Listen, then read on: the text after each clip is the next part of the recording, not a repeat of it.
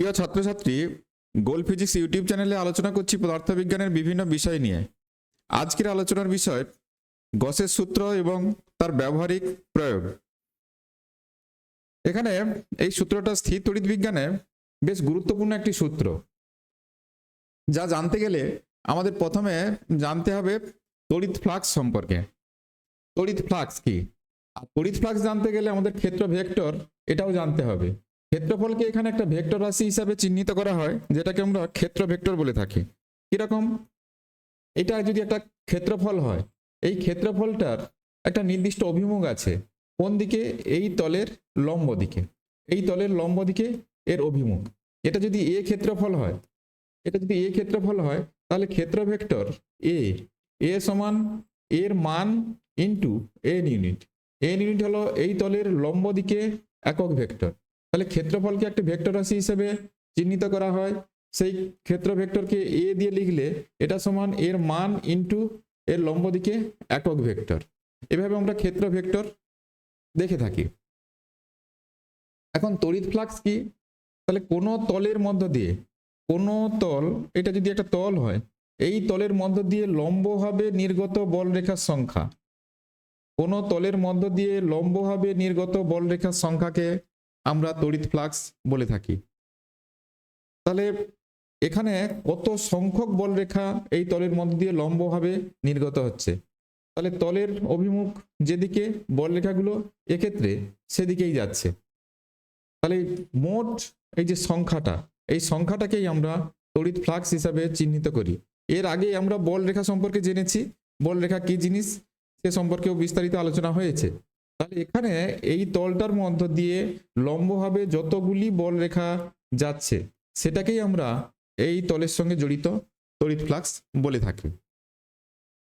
তড়িৎ ফ্লাক্সকে সাধারণত আমরা ফাই ই এই সিম্বল দিয়ে লিখে থাকি। ফাই ই এটা হচ্ছে তড়িৎ ফ্লাক্স সমান, এখানে তড়িৎ ক্ষেত্র প্রাবল্য যদি ই হয়, তড়িৎ ক্ষেত্র প্রাবল্য ইর সংজ্ঞাও আগে আলোচনা হয়েছে, আরেকবার স্মরণ করিয়ে দিচ্ছি।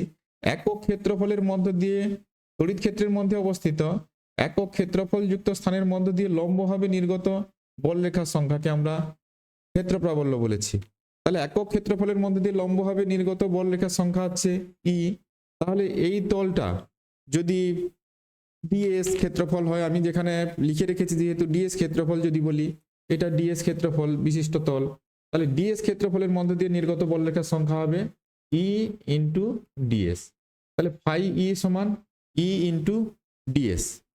এখন কোনো ক্ষেত্রে যদি এই তলের সঙ্গে বলরেখার একটা কোণ থাকে, তলের দিক হচ্ছে এর লম্ব দিকে, এটাই হচ্ছে তলের অভিমুখ, আর বলরেখাগুলো এভাবে আছে, বলরেখাগুলো এইভাবে যদি থাকে, তাহলে বলরেখার অভিমুখ আর তলের অভিমুখ এদের মধ্যে একটা কোণ হয়ে আছে।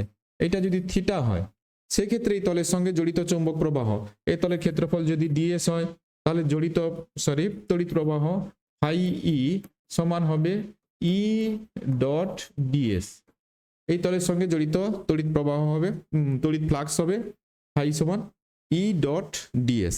ই ডট ডিএস, বা এটাকে যদি আমরা স্কেলার ফর্মে লিখি, তাহলে ই ডিএস ইন্টু কস থিটা। ই ডিএস ইন্টু কস থিটা। থিটাটা হচ্ছে ই এবং এই তলের যে লম্ব আছে তাদের মধ্যবর্তী কোণ। এটা ফাই ই সমান ই ডট ডিএস, ভেক্টর ফর্মে লিখলে এটা দাঁড়াবে। আর যদি আমরা ওইটা মান দিয়ে লিখি, তাহলে এটা লিখবো ই ডিএস ইন্টু কস থিটা, এটা সমান এটা লিখবো। ফ্লাক্স কিন্তু স্কেলার রাশি, তড়িৎ ফ্লাক্স একটি স্কেলার রাশি। ই ডিএস দুটোই ভেক্টর রাশি, কিন্তু তড়িৎ ফ্লাক্স একটি স্কেলার রাশি। এর একক কি হবে? এর একক এইখান থেকে আমরা দেখে বলতে পারবো এর একক সম্পর্কে। আমি এটা মুছে দিয়ে এককগুলো কিভাবে এসছে একবার দেখিয়ে দিই।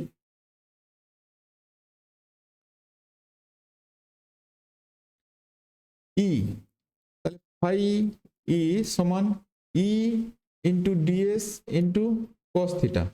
এখানে ইর একক কি হবে? নিউটন পার কুলম। ডিএস এর একক মিটার স্কয়ার, ক্ষেত্রফলের একক। আর এটার কোনো একক হয় না, তাহলে এটার একক কি হবে?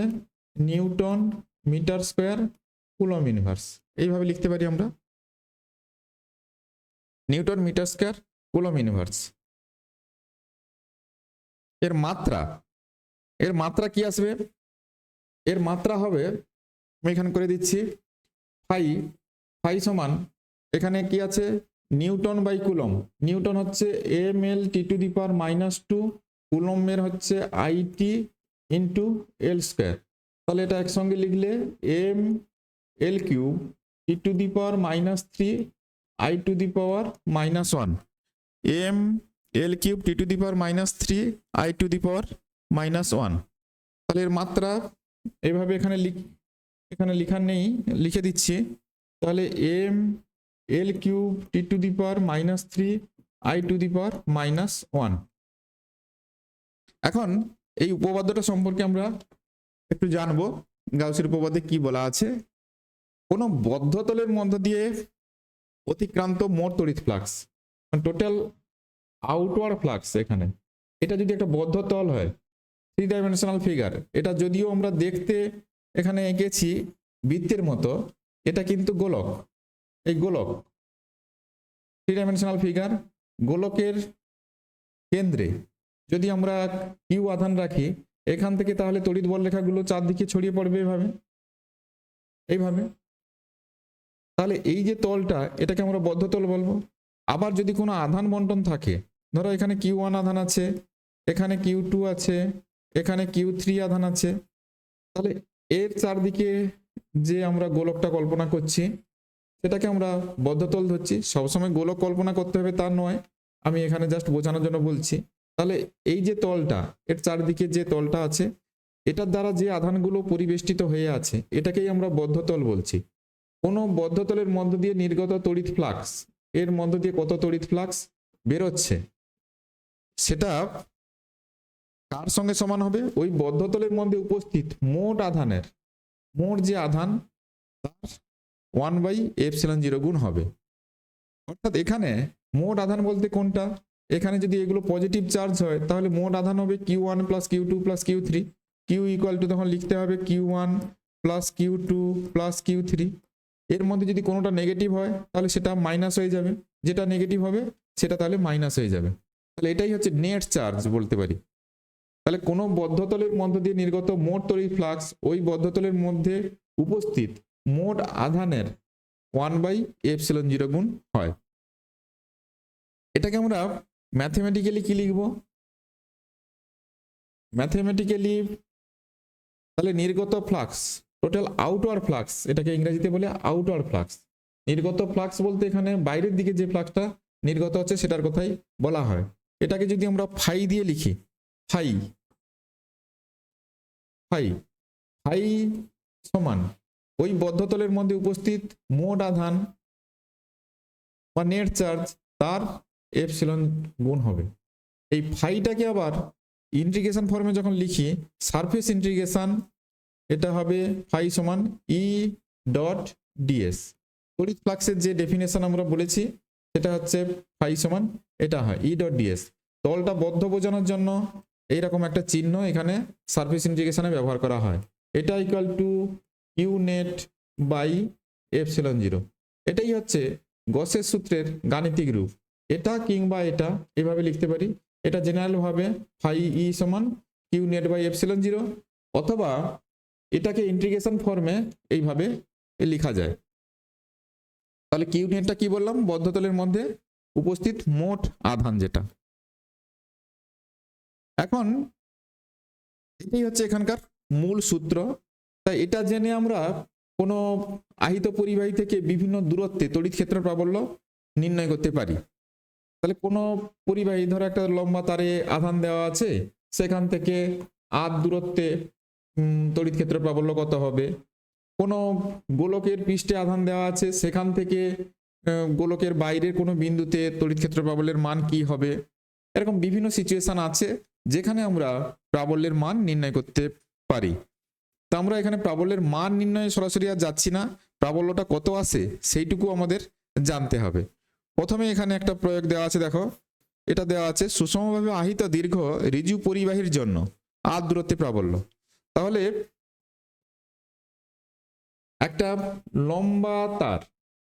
লম্বা তার এখানে রয়েছে, এই তারে আধানের পরিমাণ সাপোজ কিউ, তার দৈর্ঘ্য সাপোজ এটা দৈর্ঘ্য এল, এটা দৈর্ঘ্য এল, তাহলে ইউনিট লেংথে যে চার্জটা আছে মানে একক দৈর্ঘ্যে যে আধান আছে সেটা ল্যামডা ইকুয়াল টু আমরা লিখব কিউ বাই এল, একক দৈর্ঘ্যে আধানের পরিমাণ কিউ বাই এল। এটা যদি হয় তাহলে ওই তার থেকে আধ দূরত্বে কোনো বিন্দুতে তড়িৎ ক্ষেত্রের প্রাবল্য এখানে ই সমান কত হবে 1/4 এপসিলন 0 2 ল্যামডা বাই আর, ই সমান 1/4 এপসিলন 0 2 ল্যামডা বাই আর।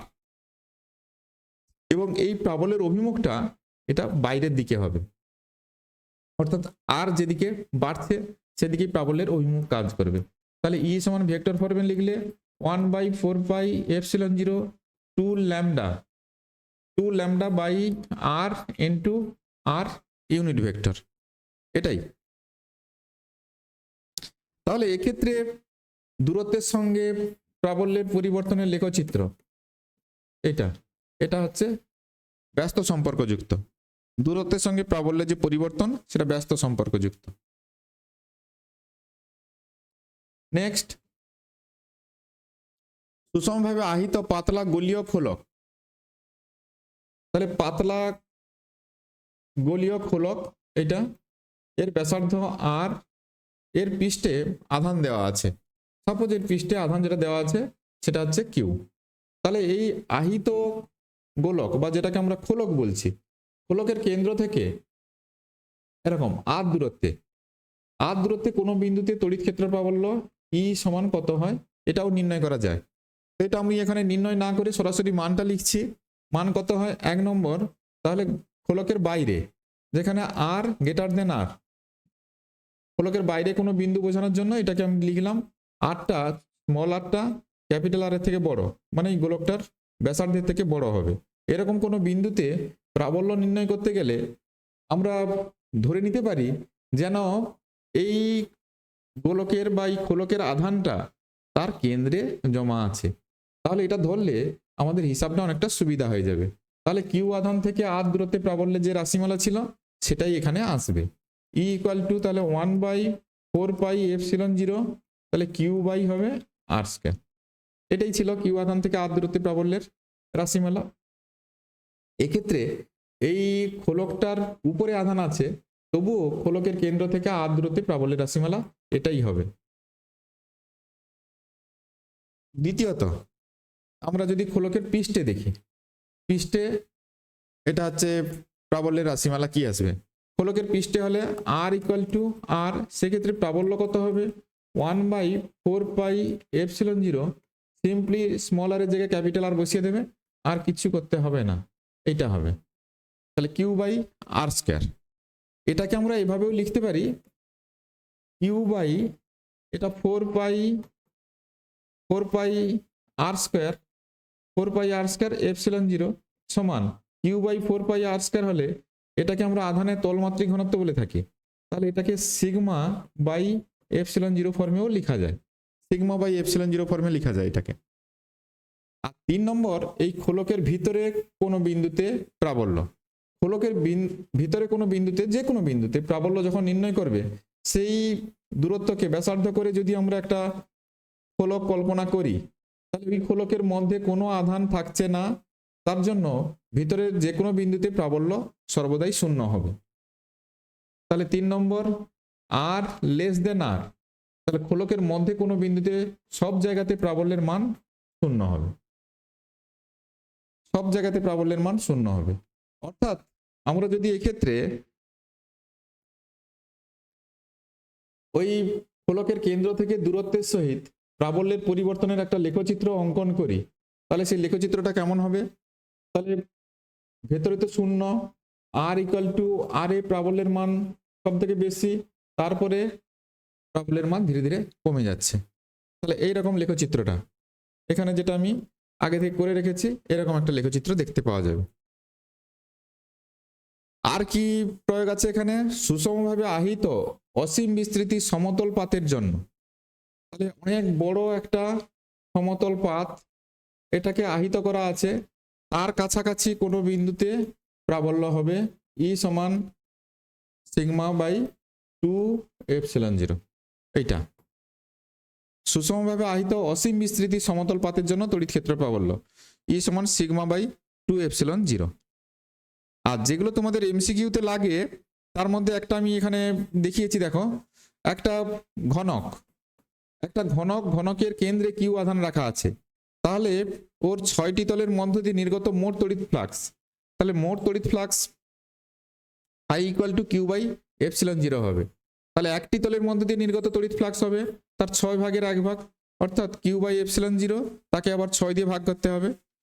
এটাই হচ্ছে একটা তলের মধ্য দিয়ে নির্গত তড়িৎ ফ্লাক্স, আর কিউ বাই ε0 হচ্ছে 6টি তলের মধ্য দিয়ে নির্গত মোট তড়িৎ ফ্লাক্স, অর্থাৎ কিউ আধান থেকে নির্গত মোট তড়িৎ ফ্লাক্সকেই বোঝানো আছে। এবারে আমরা এর প্রয়োগে চলে আসি, মানে এমসিকিউ টাইপের যেগুলো প্রশ্ন থাকে। 1 কুলম আধান থেকে নির্গত বলরেখার সংখ্যা বা যেটাকে আমরা ফ্লাক্স বলে থাকি, তাহলে ফাই সমান কি ছিল, কিউ বাই ε0। এটাই হচ্ছে নির্গত তড়িৎ ফ্লাক্স মানে নির্গত এই লম্ব বলরেখার সংখ্যাটা। এটা সমান 1 কুলম আধান, কিউর মান 1 বসাবে, এটা কত হবে 8.85 ইন্টু 10⁻⁻12, এত সংখ্যক বলরেখা। তাহলে এটা সিটটা হবে উত্তর। নেক্সট ই সমান দেওয়া আছে, ই সমান 3i unit plus 4j unit plus 5k unit প্রাবল্য বিশিষ্ট তড়িৎ ক্ষেত্রে স্থাপিত 10k ইউনিট ক্ষেত্রফলের মধ্য দিয়ে নির্গত ফ্লাক্স। তাহলে ds ইকুয়াল টু 10k এত ইউনিট, নির্গত তড়িৎ ফ্লাক্সটা বের করতে হবে। তাহলে নির্গত তড়িৎ ফ্লাক্স যদি ফাই বলি, ফাই সমান ই ডট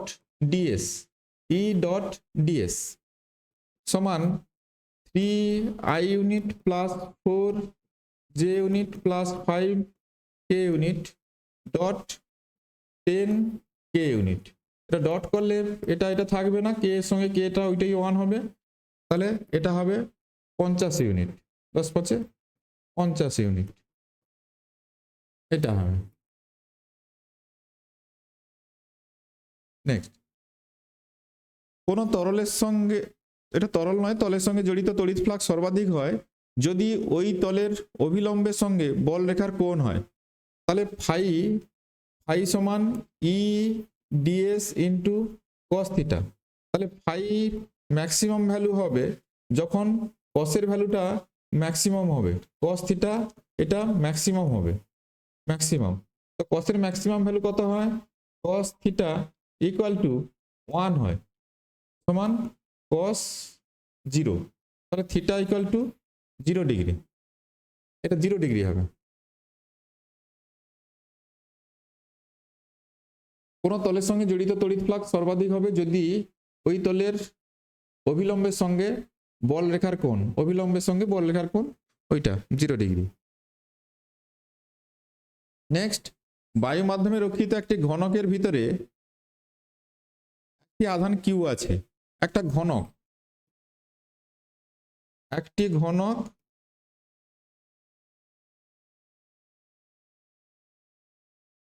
ঘনকের মধ্যে কিউ আধান আছে, এটা কিউ আধান। ঘনকের 6টি তল দিয়ে অতিক্রান্ত তড়িৎ ফ্লাক্স কত হবে? তাহলে ঘনক এই কিউ আধান থেকে নির্গত তড়িৎ ফ্লাক্স ফাই সমান কিউ বাই ε0। তাহলে ওই তড়িৎ ফ্লাক্স 6টি তলের মধ্য দিয়ে বাইরে বেরিয়ে যাবে, তাহলে 6টি তলের মধ্য দিয়ে অতিক্রান্ত তড়িৎ ফ্লাক্স ওটাই হবে, তাহলে কিউ বাই ε0 ওটাই হবে।